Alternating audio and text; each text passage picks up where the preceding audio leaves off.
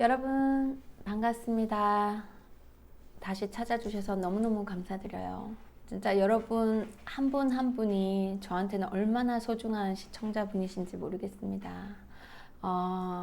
저는 지금은 이제 우리가 채널을 시작한 지 얼마 안 돼서 많은 분들과 공유할 수는 없지만 분명히 제가 꾸준히 열심히 올바른 메시지를 전달한다면 꼭 우리 같은 마음을 가진 많은 대한민국 국민들이 이 채널에 꼭 모이시리라고 저는 희망을 모이시리라는 희망을 가지고 있습니다, 여러분. 여러분들도 나중에 채널이 커져서 우리가 뭐 활발한 토론이 정말 이루어지는 그런 채널이 될 때까지 꼭 그 자리를 지켜주시기 부탁합니다. 오늘은 제가 그 여성 정책에 대해서 말씀드리고 싶다고 얘기를 했는데요.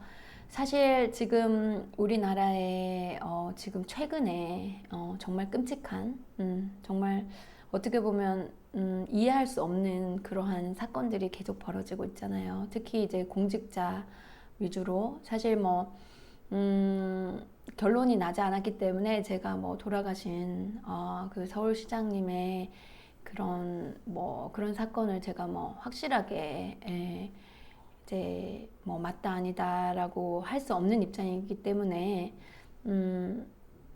제가 뭐 팩트를 말씀드릴 수 있는 입장은 안 되지만은 그래도 지금 이러한 이슈들이 계속 사회화되고 있고 또 오거돈 부산 전 시장이라든지 또 그 안희재 충남 그 도지사 분의 사건이라든지 이제 자꾸만 이런 공직자 주변에 이런 사건들이 자꾸 발생된다는 건 사실 나머지 그러면 뭐 회사라든지 나머지 이 기관들에서는 얼마나 그런 일들이 비일비재하게 생겨나고 있을까를 생각하면 정말 너무나 슬픈 현실이잖아요. 그러면 이제 이런 그 이런 여성 차별의 문제를 극복하려면 우리 여성들이 나서야 하죠. 당연히 여성들이 스스로 나서야 합니다. 제가 전에도 말씀드렸잖아요. 버니 샌더스 분의 말씀에 의하면 항상 모든 개혁은 위에서 밑으로 내려온 적이 없습니다. 역사적으로 항상 밑에서 위로. 그러니까 억압받고 그 불공정한 대우를 받는 그 당사자들이 나서지 않으면 그 사회의 변화는 없는 거죠. 그래서 이제 여성들이 우리 스스로 나서야 합니다. 그리고 제가 곰곰이 생각을 해봤는데 이런 자꾸 성독착적인 이상한 이런 그 끔찍한 행위들이 벌어지는 거는 우리 사회가 또 너무 성에 대한 그런 문화를 조금 그러니까 성교육이라든지 이런 성에 대한 전반적인 그런 인식이 너무 좀 억눌려져 있는 그런 문화도 어느 정도 연결이 되지 않는가 그런 생각도 들어요. 그래서 뭐 아직까지도 이혼이라는 게 조금 사회에서 터부시되고 또 뭔가 이제 여성이든 남성이든 이 성을 즐기고 또 어떻게 보면 그 좀 개방적으로 이렇게 건강한 그러한 성을 즐기는 문화가 자꾸 아니다 보니까 이제 다른 나라들에 비해서 그러다 보니까 이제 오히려 그런 걸 함으로써 이런 식으로 음지에서 이렇게 행해지는 이런 것들이 오히려 분출되지 않나라는 생각도 좀 해봅니다. 그래서 이러한 사회 전반적인 성에 대한 그런 억압적인 그러한 좀 약간 좀 폐쇄적인 그런 문화들도 좀 뭔가 우리가 그 건전한 성교육을 통해서 이제 어린 아이들부터 어른들까지 뭔가 좀 건전한 그런 그 성 문화가 좀 행해질 수 있도록 오히려 좀 문화적인 전반적인 어떤 그런 인식도 그거에 대한 토론도 좀 필요할 거라고 생각하고요. 우선 여성들이 피해를 이렇게 일방적으로 보는 거는 정말 우리 여성들의 권익을 신장하고 여성들이 이제 모두 조직적으로 힘을 합쳐야 된다고 생각합니다. 그래서 오늘 여성 정책을 말하기 전에 제가 잠깐 언급을 하고 싶었고요.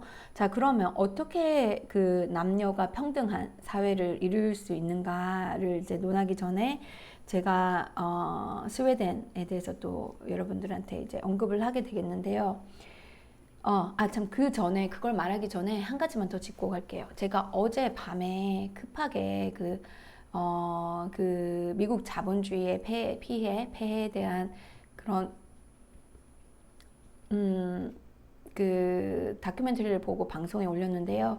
사실 이 미국의 문제가 우리나라 문제와 아주 밀접하게 다 연관이 돼 있잖아요. 뭐 경제적인 거라든지 국방에 관한 거라든지. 그래서 제가 국방비가 최근에 버니 샌더스 이제 유튜브 채널에서 올린 버니 샌더스의 이제 가 말씀하신 거는 지금 미국의 2020년도에 미국 국방 예산이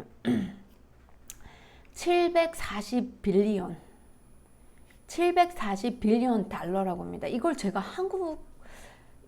이런 돈을 한국어로 제가 모르겠는데 여러분 혹시 수학에 좀 밝으신 분들은 밑에 댓글에다가 좀 이게 한국 돈으로 어떻게 환산이 되는지 좀 남겨주세요.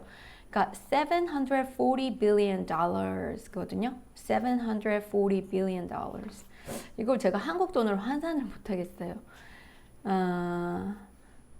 이제 미국 버니 샌더스는 이러한 어마어마한 국방 예산을 좀 줄이고 지금 현재 고통받고 있는 미국 사람들 그런 삶의 질을 높이는 데 쓰여져야 한다고 주장을 항상 해왔죠. 이제 버니 샌더스는 전쟁 반대자이시거든요. 그래서 이제 그러면 우리나라에는 도대체 국방비가 얼마나 이제 쓰이나 궁금해서 제가 오늘 찾아봤는데 2020년도에 국방 예산이 50조 1,527억 원이랍니다.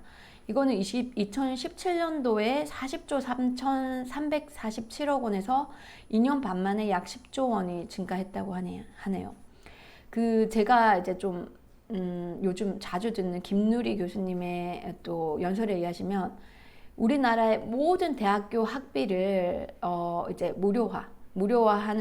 무료화하는데 이제 필요한 비용이 한 10조에서 많으면 15조라고 합니다. 그러니까 우리 모든 그 젊은이들에게 균등한 고등교육의 기회를 줄 수 있는 돈이 지금 국방 예산으로 예산이 잡혀 있는 것이죠. 물론 이 국방 예산을 늘려야 된다, 줄여야 된다, 이거는 굉장히 좀 민감한 부분이라서 우리가 많이 의논이 이제 이제 이루어져야 되겠지만 사실은 이제 미국의 젊은이들 사이에도 아주 이 국방비에 대해서 회의적인 생각이 굉장히 많습니다. 버니 샌더스 말에 의하면은 지금 뭐 저번에 제가 언급했던 제약회사만 지금 백악관을 꽉 잡고 있는 게 아니라요. Military Industrial Complex라고 군수 물자 회사, 그러니까 무기나 뭐 탱크나 미사일이나 이런 걸 파는 회사죠, 그렇죠? 그런 걸 파는 회사가 국립 회사가 아니고 공립 회사가 아니에요. 미국은 그러니까 사적인 회사입니다. 그런 군수 물자 회사들의 또 로비스트들이 이제 한국에도 있겠죠, 그렇죠? 그런 무기를 파는 로비스트들이 있을 겁니다. 무기상이라고 하던데요. 그런 로비스트들이 이제 백악관에 좀 엄청나게 많은 거죠.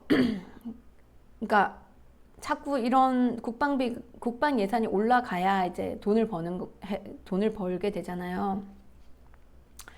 그래서 그런 로비스트들이 이렇게 국방비를 올리는데 큰 역할을 하고 있고 이제 당연히 국민들 입장에서는 이제 그게 잘못된 거다. 거기에 예산을 그만큼 쓸 것이 아니라 지금 현재 미국에 있는 고통받는 이 국민들을 위해서 써야 된다라고 주장을 하는 거고요. 그래서 펜타곤은 이제 버니 샌더스 분의 말에 의하면 지금까지 한 번도 외부에서 그렇게 audit, 감사를 받은 적이 없다고 합니다. independent audit이 없다고 말씀하셨는데요.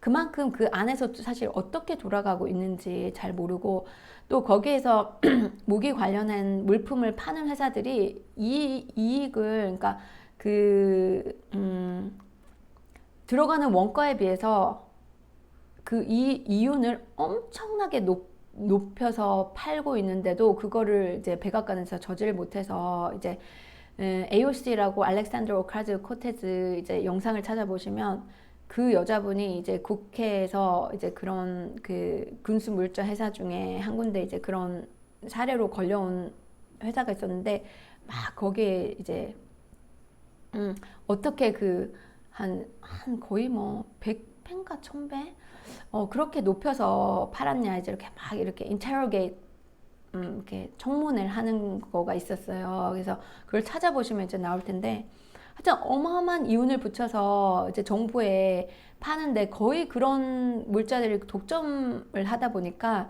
이 가격 면에서 조정이 안 되는 거예요. 왜냐하면 제가 말씀드렸다시피 백악관도 이미 너무 그 백악관의 역할을 이제 정부의 역할을 하지 못하는 그런 기관으로 이제 변질됐잖아요. 그러다 보니까 진짜 엉망인 거예요. 이런 무기 산업에 관한 이런 정책이나 뭐 그런 감사나 이런 것들이 엉망진창인 거죠.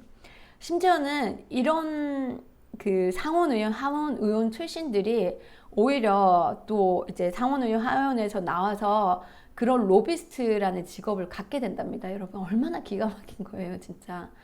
그런 무기상의 로비스트가 되고 그 국회의원 하던 사람이 상원의원 하던 사람이 로비스트가 돼가지고 다시 또 그 자기가 그 다른 국회의원 상원의원들을 또 로비가 들어가고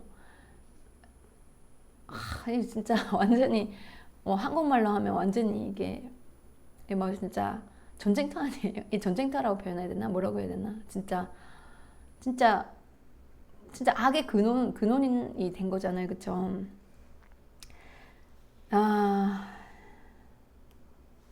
우리나라도 뭐 그 정도까지는 아니겠지만 우리도 진짜 이 국방 예산에 대해서만큼은 확실하게 조사가 들어가야 되고요. 2년 반 만에 우리나라도 지금 2017년도에서 2020년까지 약 10조 원이 증가했다고 하네요, 국방 예산이. 그리고 이런 우리나라에도 분명히 무기 로비스트들이 활약을 하고 있을 겁니다. 그래서 이런 부분에 대해서 정말 확실하게 우리가 정치인들은 정신 바짝 차리고 이제 대처를 해야 되고요. 뭐 어쨌든 이 얘기를 제가 잠깐 하고 싶었던 거는 제가 어제 이제 제약회사만 얘기를 했는데 사실 버니 샌더스 항상 주장하는 그 회사들은 이제 제약회사, 보험회사, 무기 이런 군수업체 그리고 석탄석유 회사 그리고 이제 월스트리트 금융회사 이 5가지 회사를 정말 5가지 회사의 만행을 잘 우리가 조절하지 않으면 정말 미국의 정치에 미래는 없고 사실 그런 것들이 다 전 세계에도 영향을 미치고 있는 중인 거죠. 어쨌든 다시 여성 정책으로 돌아가서 이 양성평등이라는 그 양성평등을 추구해야 하는 이제 여러 가지 이유가 있는데요. 뭐 인간의 뭐 기본 권리잖아요. 누구나 평등하다는 거. 그거는 이제 뭐 이제는 뭐 더 이상 그거에 대해서 뭐 왈가불가 하실 분들은 없으실 텐데 이 양성평등이 경제 성장과 고용 창출에 아주 긍정적인 역할을 한다고 합니다. 그래서 지금 우리나라에도 아주 앞으로 어떻게 경제 성장을 이루느냐 그리고 사실 고용 창출을 어떻게 시키느냐가 굉장한 지금 우리 대한민국의 지금 큰 중요한 이제 그 정책 중에 하나인데 이거에 지금 양성평등이 그 경제 위기 극복의 해법 중에 하나라고 하네요. 그거를 보여준 게 스웨덴이고 실제적으로 그런 그 효과가 극대화 되었던 게 이제 스웨덴의 지난 과거 이제 60년대, 70년대, 80년대부터 쭉 여성 정책에 대해서 보면은 그러한 긍정적인 그 효과가 있었습니다. 그러니까 우리도 이거를 잘 활용할 필요가 있고요. 그 양성평등 운동이 이제 벌어지면서 스웨덴 같은 경우는 전 세계에서 좀 이렇게 그 민주화가 발달되고 경제가 성장한 나라 중에서 스웨덴은 넘버 원입니다. 1입니다. 지금까지도 이르더라고. 제가 오늘 이 방송 전에 이제 최근 2020년도 지금 자료를 봤는데요. 전체 이제 정치, 그러니까 국회, 만약에 이제 양원제가 있으면 이제 하원 국회를 대상으로 했더라고요. 전체 국회에서 이제 여성 비율을 조사를 한 걸 이제 제가 정확한 팩트를 가지고 돌아왔습니다. 사실 그 1900, 제가 여기에 나오는데요. 한참 그러니까 2009년도에도 여성 그 참여 비율이 스웨덴이 넘버 원이었는데 지금도 여전히 넘버 원이었습니다. 자, 그러면은 여성 국회의원 비율이 47%예요. 그러니까 50%까지는 아니지만 거의 50%에 근접했죠. 그러니까 이제 1위를 했고, 그러면 또 이제 궁금하실 거잖아요, 여러분. 40%를 이상을 넘어간 국가가 핀란드, 노르웨이, 뉴질랜드가 이제 다 뭐 41.4%, 뭐 40% 이렇게 해서 40%를 조금 이제 상회하고요. 그 다음에 그 뒤를 독일이 37%로 23, 이제 전체 국가, 그러니까 그 경제가 발달된 국가뿐만 아니라 모든 국가를 이제 들어서는 23위였어요. 그리고 37%, 그리고 미국이 모든 국가를 통틀어서 82위, 23.4%, 대한민국이 124위, 17.3%, 일본이 165위, 9.9%였다고 합니다. 그런데 그러면 스웨덴, 우리는 이제 우리나라의 모델은 당연히 스웨덴이 돼야 되겠죠. 그럼 스웨덴이 어떻게 이렇게 여성의 정치 참여가 이렇게까지 이제 상승됐냐, 이제 이거를 잘 이제 우리가 보고 배워야 되겠죠. 그 해답은 저는 두 가지로 크게 이제 여러분들한테 얘기를 한다면, 이제 여성 스스로가 여성 단체를 조직하고 그래서 여성 운동을 이끄는 거, 그거랑 이제 두 번째는 선거 제도 자체. 제가 이 두 번째 방송에서 누누이 말씀드렸죠. 비례대표제. 우리나라도 스웨덴식 100% 비례대표제로 가야 됩니다. 독일형 연동형 비례대표제가 아니고요. 우리가 가야 할 목적지는 스웨덴식 100% 비례대표제입니다. 이 100% 비례대표제로 인해서 효과적인 정책과 또 여성 운동이 힘입어서 여성 참여율이 이렇게 단기간에 높아질 수 있었습니다. 사실 여성들은 어떻게 보면 경제적으로도 남성들에 비해서 좀 열악한 경우도 많고, 또 가사와 또 노동을 겸하면서 사실 많이 좀 불리한 입장에 있는 건 사실이잖아요. 뭐 안 그런 분들도 있지만 이제 전체적으로 따졌을 때, 그랬을 때 우리가 그 불리한 그런 상황을 딛고 이제 정치로 진출하기 위해서는 이러한 여성 할당제가 꼭 필요하고, 또 우리가 스웨덴이 어떤 식으로 아주 효과적으로, 그리고 효과적으로, 그리고 이제 정의롭게 그런 걸 달성했는지를 여러분들이 이제 제가 전에도 언급한 복지국가 스웨덴의 내용을 좀 살펴보면서 제가 좀 구체적으로 말씀을 드릴게요. 그래서 그 결과, 이 모든 여성 운동의 이런 결과로 그 경제 성장까지 이제 이루어졌다고 했잖아요. 고용 창출뿐만 아니라. 자, 그 부분에 대해서 아마 우리 많은 그 우리 남성들까지도 이제 관심을 가지실 텐데, 20세에서 64세 사이의 여성 노동시장 참여율이 지금 거의 75%가 넘는다고 합니다. 우리나라는 아마 이거보다 훨씬 떨어질 거라고 생각했는데, 제가 아직 조사를 해보진 않았지만 이게 주변을 둘러보면 어린 아이를 키우는 엄마들이 이렇게 노동시장에 참여하지 않는 게 많이 보여요. 그래서 아마 우리나라는 좀 현저히 떨어질 거라고 생각하는데, 제가 다음에 한번 또 찾아볼게요. 일주일에 한 권 이상의 책을 읽는 여성이, 이게 2009년도 지금 조사되네요. 50%가 된다고 합니다. 일주일에 한 권 이상의 책을 읽는 여성이. 남성은 한 30%가 된다고 하네요. 그러니까 이 일주일에 한 권 이상 책을 읽는 게 그렇게 쉬운 건 아니거든요. 요즘같이 막 스마트폰이나 인터넷이 발달되어 있는 이제 시대에 우리가 자꾸 책을 작게 읽는 게, 그러니까 자꾸만 멀리하는 게 저는 굉장히 가슴 아픈데요. 정말 걱정이에요. 사실 큰 걱정이에요. 근데 일주일에 한 권 이상의 책을 읽는 여성이 50%. 그래서 우리 여성들도, 남성들도 마찬가지. 우리가 정말 책을 읽는 습관을 길러야 되고, 그리고 경제 정책과 가족 정책을 이제 동시에 중요시하는 거죠. 이게 떨어질 수 없는 그런 아주 동시에 균형 있게 가야 되는 거고요.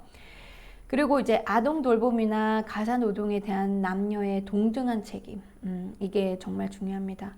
사실 저도 제가 아이를 어릴 때 키우면서 가사도 당연히 제가 다 해야 되고, 아이 키우면서 아이랑 놀아주고 아이 책 읽어주고 이런 것도 제가 다 맡았고요. 저 또 영어 강사로 일을 했기 때문에 당연히 일도 했고요. 그러니까 하루 종일 일을 하고 집에 들어오면 아이 찾아서 이제 어린이집에서 데리고 와가지고 아이랑 놀아주고 밥해서 먹고 또 집안일 하고 이걸 제가 혼자 다 했습니다. 그때는 이제 결혼을 한 상태였는데 그런 생활 한 10년을 한 거죠. 그러니까 저는 가사 노동과 아이 육아를 키우는 거, 그리고 밖에 나가서 사회활동하는 거를 제가 다 맡았어요. 물론 뭐 조금의 도움은 받았죠. 그렇지만 거의 90% 이상을 제가 한 거죠. 저는 그게 이제 스웨덴에서는 1980년대 이제 70년대 이제 그룹 8이란 그룹 8, 지금도 활동을 하고 있던데요. 그룹 8 8명의 여성이 모여서 탄생된 여성 조직 단체인데요. 거의 대부분이 거기에 30대, 40대 직장 여성, 그리고 가정과 직장에서의 이중 역할을 감당하는 당사자들이었다고 합니다. 저도 지금 40대니까 이제 여기에 해당되겠네요. 그렇죠? 사실 지금은 이제 저는 혼자이기 때문에 이제 싱글맘이죠. 저는 싱글맘이기 때문에 뭐 이제는 뭐 컴플레인을 할 수가 없어요. 모든 걸 제가 다 하는데, 어쨌든 결혼을 한 그 여성이라도 이러한 가정과 직장에서의 이중 역할을 감당하고 있는 분들이 굉장히 많죠. 우리나라도. 이 여성에게 이중 부담을 지우는 사회적 불공정성에 대한 이제 반발로 인해서 이 그룹 8이라는 그 여성 단체가 탄생했다고 합니다. 이제 1970년대에. 이제 1970년대에 아주 다양한 막 수백 개의 다양한 여성 단체들이 결성이 됐다고 하네요. 그래서 이제 1980년대에는 이제 거기뿐만 아니라 또 알바 미르달이라는 스웨덴 여성의 1982년 노벨 평화상을 받았는데요. 이분이 또 이끈 반핵 평화 운동이 여성 운동에서 이렇게 커져갔다고 하네요. 반핵 평화 운동. 그리고 이제 아까 말씀드렸던 동시에 이제 직장에 또 그러니까 직장 현장에서 여성들이 똑같은 노동을 해도 차별적인 이제 임금을 받고 차별적인 대우를 받는 그거를 또 해결하기 위해서 직장 현장 여성들 사이에 또 조직 결성이 아주 적극적으로 됐고요. 그 다음에 이제 대학가부터 시작해서 모든 영역, 대학가뿐만 아니라 모든 영역에서 여성에 관한 그런 학습 서클이 도처에 출연했다고 합니다. 그러니까 연구 모임인 거죠. 그러니까 우리의 지금 문제점을 의논하고 앞으로 어떻게 해결할 것인가를 이제 힘을 맞대는 그런 연구 모임, 학습 서클이 도처에 출연하게 된답니다. 정말 좋은 현상이고요. 이건 우리나라에서 정말 이제 추구해야 되는 거죠. 그리고 그래서 이제 그러면은 구체적으로 어떻게 그 47%라는 그런 정치 진출을 달성하게 됐는지에 대해서 이제 여러분들하고 이 책의 내용을 통해서 조금 넘겨짚고 가도록 하죠. 우리가 그쪽으로 가야 된다는 건 사실 막연하게 당연히 다 알고 또 많은 진보 남성들도 인정을 할 것입니다. 아마 우리 시청자분들도 그렇고요. 그렇지만 이제 어떻게 구체적으로 가느냐. 이제 그걸 좀 알아보는 게 중요한데요. 제가 말씀드렸지만 여기 거꾸로 나오겠죠. 복지국가 스웨덴. 이 책을 꼭 읽어보시기 바랍니다. 자, 그럼 여기에서 192페이지를 잠깐 보면요. 이 시기에 그룹 8에서 출간한 이제 자유평등 자매애라는 책과 여성과 성 이런 책들은 수많은 여성들에게 애독됐으며 사회적으로 여성평등 가치관을 형성하는 데 지대한 역할을 했다고 하네요. 그러니까 이 좋은 사회에 메시지를 던질 수 있는 좋은 책을 출간하는 것도 정말 정치에 지대한 영향을 미치고요. 또 그런 책을 출간했으면 그런 책을 또 읽어서 우리 국민들이 읽어서 또 거기에 대해서 해결점을 적극적으로 이렇게 찾아보는 그런 게 필요하겠죠. 그래서 책을 정말 많이 읽는 습관이 정말 중요합니다. 자, 그래서 여성운동은 노동 현장에서부터 대학 연구실을 거쳐 정치 무대에 이르기까지 양성평등을 위한 사회개혁과 세계평화를 위한 반전운동으로 전개되었으며 진보 성향 남성의 많은 호응과 동조를 끌어냈다. 자, 그러니까 우리 여성들의 파트너는 남성이잖아요. 우리 사랑하는 남편들, 그리고 우리 사랑하는 아들, 아버지들, 우리 편이 되어주세요. 우리 편이 되면 우리 모두가 잘 살고 우리 모두가 행복한 사회를 이룰 수 있습니다. 자, 그리고 이제 또 제가 또 여러분들하고 나누고 싶은 내용은요. 이제 여성 정치 네트워크가 형성된 부분인데요. 스웨덴에서 페미니즘을 자당의 정체성으로 주장하는 여러 정당이 내놓은 여성 정책을 두고 여성들 간의 논쟁이 뜨거웠다. 시대적 흐름에 편승한 의례적인 선거용 정책에 반발한 한 여성 집단은 1994년 총선을 약 3개월 앞두고 여성 정치 네트워크를 결성했다. 기자 출신의 마리아 피아보에티우스, 학자 출신의 아그네타 스타르크와 에바비트 브라트 스트램 등이 공동대표를 맡았다. 당시 양성평등 문제를 제도적으로 해결하지 못하는 기존 정당을 강하게 비판하면서 스웨덴 사회를 뒤흔든 이 조직의 명칭을 그대로 옮기면 보조 스타킹으로 여성운동의 연대를 강조한 것이다. 이들은 정치적 공직의 50% 비율 여성 할당, 남성과 동등한 임금제, 폭력으로부터 여성과 아동 보호를 중요 의제로 제기했다. 1994년 총선을 앞두고 이들은 각 정당과 본격적인 협상에 돌입해 자신들의 안을 받아들이지 않을 경우 여성 정당을 독자적으로 출범시켜 선거에 직접 참여하겠다고 선언했다. 당시 분위기를 보면 진보적 여성들이 기존 정당에서 이탈할 가능성이 충분했기에 이들의 제안은 특히 진보 정당에 무시할 수 없는 위협이었다. 3인당과 좌파당은 의원 후보 명단을 순번해 여성과 남성 후보를 번갈아 배치해 격순번제 50%의 여성 의원을 배출한 첫 사례를 만들었다. 여기서 나아가 이들은 선거 기간 동안 국회와 정부에 참여한 여성들이 여성 문제를 제대로 다루는지 허울뿐인 허수아비 역할만 하는지를 살피는 비판적인 감시자 역할까지 수행해 언론의 집중적인 관심을 받았다. 총선 이후 여성 국회의원 비율은 약 43%까지 상승했고 여성이 장관직의 절반을 차지하는 성과를 만들었다. 정말 여성들이 앞장섰을 때 얼마나 빨리 이러한 그 사회적인 대변혁을 이루는지 참 정말 감탄스럽죠. 그렇죠? 한편 1990년 창당된 진보 여성들의 여성 정당은 언론의 주목을 받지 못했고 1994년 총선에서 참패한 후 해체되었다. 그렇지만 이 진보 여성들이 이렇게 낸 결과가 지금 전 세계 민주주의가 발달된 국가에서 1위라는 독보적인 그런 지금 여성 정치 참여율을 이끌어낸 것이잖아요. 그렇죠? 그들의 노력은 헛되지 않았다는 거죠. 자, 그러면 또 하나 또 제가 나누고 싶은 거는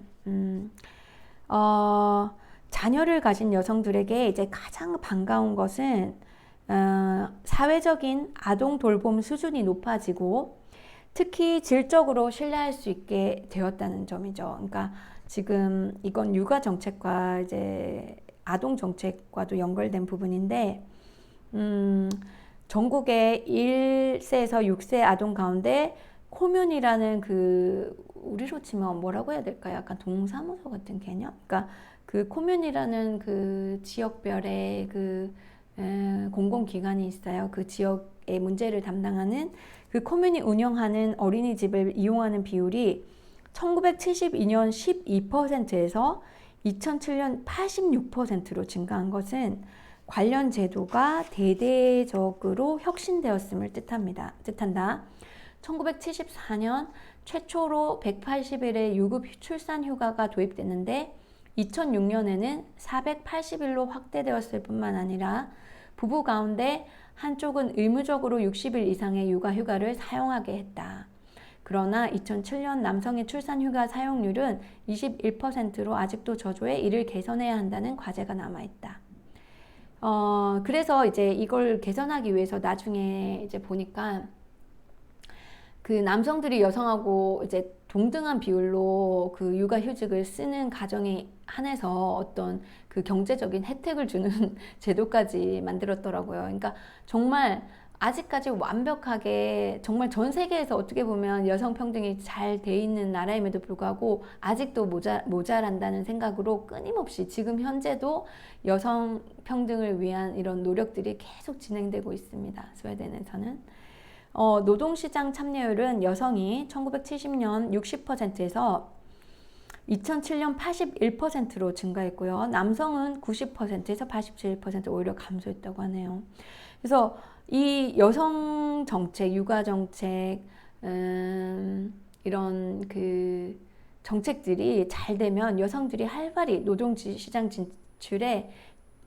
시장에 진출하게 되고 국가적인 경제 성장, 고용 창출에도 어마어마한 기여를 한다는 거죠. 그러니까 여성들이 비즈니스를 또 창출할 수도 있고요. 하여튼 여성들이 가지고 있는 잠재력을 우리나라에서는 충분히 활용하지 못하고 있으니까 이게 어떻게 보면 이게 좋은 기회가 되잖아요. 그쵸? 이 훌륭한 여성들이 육아의 부담, 가사의 부담 때문에 이 사회에 진출하지 못하는 건 굉장한 손실입니다. 우리가 그 부분을 잘 이제 이끌어주면 출산율까지 높이고 또 여성들의 활발한 사회 진출 그리고 사회에 대해 기여할 수 있는 그런 발판을 마련해 주는 거라서 우리나라에는 너무나 중요한 정책 중에 하나입니다. 시급한 정책이고요. 그래서 2000년대 들어와서 여성 최고 경영자 또는 관리 책임자 수는 공공기관을 중심으로 보면 남성과 균등한 분포를 보이고요. 2007년 공공기관의 남성 CEO는 42%죠. 그러니까 여성이 거의 58%. 근데 이때도 아직까지 민간 부분에서는 그 CEO 비율에서 여성이 좀 떨어졌기 때문에 그걸 위해서 또 계속적으로 이제 노력을 하고 있다고 합니다. 자, 그 다음에 그러면 과연 구체적으로 이 비례대표제 선거제도가 어떻게 여성 정치 참여를 이끌어냈는지, 왜 우리나라도 비례대표제로의 변환이 시급하게 필요한지 한번 읽어보고 오늘은 좀 짧게 마칠게요. 더 자세한 사항은 복지국가 스웨덴 책을 읽어주시고 또 인터넷으로 이제 다양하게 또 검색해 볼 수 있으니까요. 자, 그러면 한번 읽어보겠습니다. 유럽연합 보고서에 따르면 스웨덴의 여성 정치 참여율이 높은 원인은 선거 제도에 있다. 2006년 선거에서 여성 의원 비율은 전체 국회의원 349명 가운데 165명으로 47.3%, 광역지방의회, 란드스팅이라고 한답니다. 광역지방의회는 47.6%, 기초지방의회, 코뮌의회는 42.3%로 모두 세계 최상위권이고 지금도 세계 최상위권을 달리고 있습니다. 유럽연합 보고서의 지적대로 스웨덴 여성이 이렇게 활발히 정치 무대에 진출한 배경을 두 가지로 요약할 수 있다. 첫째는 정당 명부 비례대표제다. 그러니까 정당으로 그러니까 정당을 찍는 거죠. 사람을 찍는 게 아니라 정당을 찍는 겁니다. 정당 명부 비례대표제. 비례대표제에서는 여성 정치인들이 정치 자금 문제와 개인적 경쟁에서 상대적으로 자유롭기에 유리하다. 둘째는 후보 명단의 성별 격순변제다. 주요 정당의 후보 명부에서 여성 할당 50%를 쟁취하기까지 오랜 시간이 걸렸다. 여성 활동가들은 정당 안에서 양성평등 명부가 작성되도록 노력해 결국 이를 당헌 및 당규에 반영하는 데 성공했다.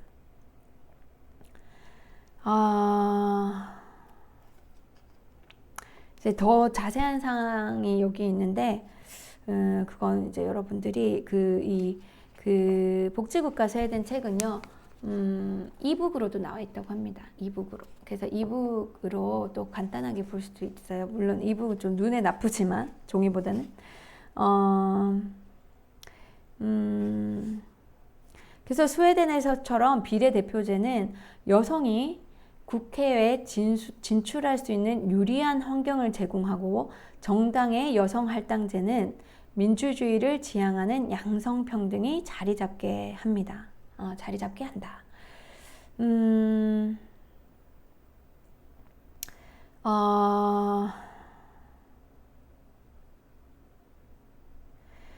이 선거제도가 미치는 여성 참여율을 봤을 때,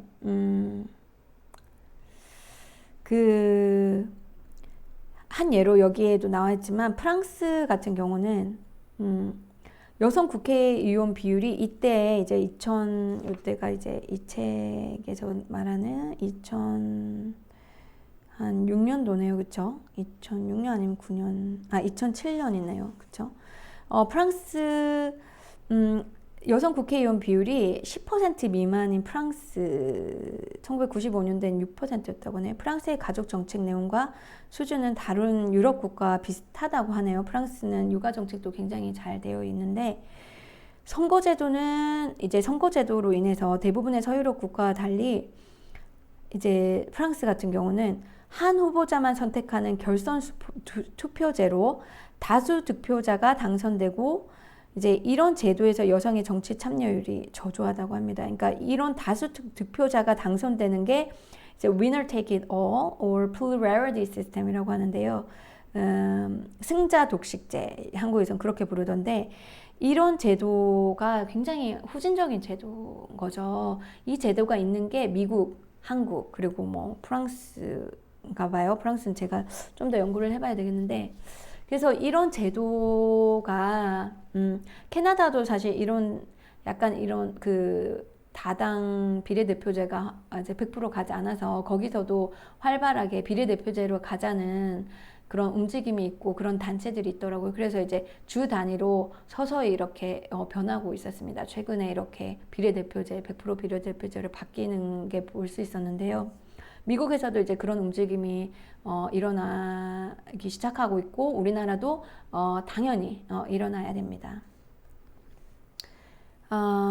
그래서 이 선거제도와 그리고 각각 정당의 그 여성 할당제를 정당에 이제 우리가 좀 정당이 그런 제도를 채택할 수 있게끔 하는 것이 굉장히 중요하고, 사실 우리나라는 또 다른 급선무가 좋은 정당을 빨리 만들어야 돼요. 지금 기존의 이런 정당들만 가지고는 정치 선진국이 되기 힘들고, 이제 제 개인적으로는 사회민주당 같은 3인당이 제대로 된 3인당이 꼭 우리나라에 생겨야 된다고 생각합니다. 그래서 이제 전체적으로 따지면 이렇게 스웨덴이 그나마 여성 남성의 그 평등을 가장 잘 이룬 나라가 된 데는 여성들 스스로, 여성들이 항상 스스로 누군가가 우리를 도와주겠지, 누군가 우리의 권익을 높여주겠지라고 그냥 제3자처럼 바라본 게 아니라, 그냥 기도만 하고 있는 게 아니라 스스로가 조직화해서 뛰어난 능력을 보이고 적극적인 적극적인 활동을 펼친 거죠. 다양한 각지에서. 그리고 책을 많이. 그래서 그런 강력한 여성 운동이 없었다면 양성 평등도 없었을 것이다 라고 하네요. 그리고 스웨덴에 참 정말 세계적으로 좀 이렇게 좀 많이 스웨덴을 따라하는 제도 중에 하나가 옴부즈만 제도라는 게 있는데 정말 저는 좋은 제도라고 이제 생각을 했거든요. 그래서 이제 남녀 평등, 양성 평등 옴부즈만이라는 또 기관이 이제 또 여성 운동으로 인해서 생겼다고 하네요. 이때가 아마 제가 이 내용도 있는데 차별 옴부즈만이 이제 양성평등뿐만 아니라 이제 뭐 장애인, 뭐 성소수자, 뭐 사회 하여튼 약자들을 대변하는 그런 차별 옴부즈만이라는 아주 진짜 멋진 제도가 있습니다. 이 옴부즈만에 대해서는 다음에 또 따로 방송을 또 하고 싶어요. 그래서 어쨌든 이 여성이 이렇게 억압받지 않고 이런 끔찍한 우리나라의 지금 성차별이라든지 성폭력을 멈추기 위해서는 여성들의 우리들 스스로의 노력이 필요하고요. 정치, 사회 전반적으로 우리가 굉장히 적극적인 참여가 필요하다. 이런 말씀을 드리고 싶고, 두 번 다시는 진짜 공직자뿐만 아니라 이 대한민국 사회 전체에서 이런 끔찍한 여성들에 대한 학대, 폭력, 차별 이런 것들을 근절해야 합니다, 여러분. 이건 더 이상 우리 여성들이 그냥 불보듯 남의 일처럼 바라봐서는 안 돼요. 예, 저는 너무너무 충격받았고 진짜 공직자들이 이런 행위를 서스럼없이 하고 그걸 또 주변에서 또 쉬쉬하면서 숨겨줬다는 거 아니에요. 그 주변 여성들조차도 그 공무원 여성들조차도 다 쉬쉬하면서 그 남성들이 그렇게 여성을 학대하는 거를 봐줬다는 그 같은 여성으로서 저는 그 여성들한테도 굉장히 화가 납니다. 그래서 우리는 진짜 올바른 생각을 가지고 있는 여성들, 남성들 우리 모두가 힘을 합쳐서 이 대한민국에 더 이상의 그런 아픔은 없어야 한다. 그리고 너무 억압된 성문화를 좀 건전한 성교육을 통해서 좀 건전하게 그런 성문화가 발달될 수 있도록 그런 억압되지 않고 그냥 건전하게 책임을 지고 어떤